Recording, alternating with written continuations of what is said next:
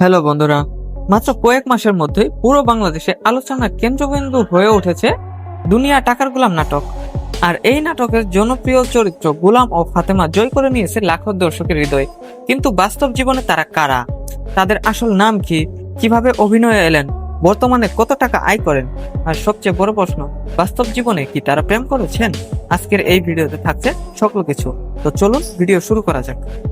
তো প্রথমে আসছি গোলামকে নিয়ে। গোলামের নাম হচ্ছে শোয়েব শান্ত। তিনি বাংলাদেশের একজন নতুন প্রজন্মের অভিনেতা। অভিনয় জীবনের শুরুটা হয়েছিল ছোট চরিত্রের মাধ্যমে।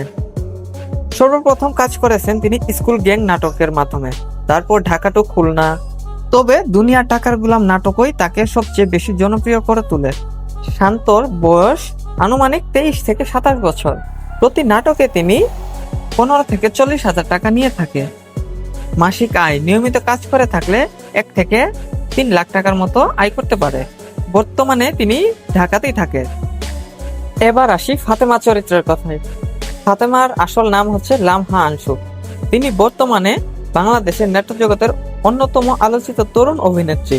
বিভিন্ন নাটকের অভিনয় করলেও শোয়েব শান্তর সঙ্গে জুটি বেঁধে অভিনয় করার পর তার জনপ্রিয়তা বেড়ে যায়। অনেকেরই দাবি তিনি প্রথমে মডেলিং করতেন, কেউ বলেন তিনি উত্তরবঙ্গের মেয়ে। তবে এসব দাবির কোনো নির্দিষ্ট প্রমাণ পাওয়া যায়নি। লামহা আনসুর আনুমানিক বয়স হচ্ছে 20 থেকে 25 বছর।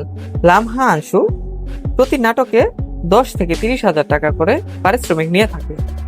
নিয়মিত কাজ করলে মাসিক ইনকাম হবে 80 থেকে 2 লক্ষ টাকা। তারা দুজনেই মধ্যবিত্ত পরিবার থেকে উঠে এসেছে। বর্তমানে তিনিও ঢাকায় অবস্থান করে।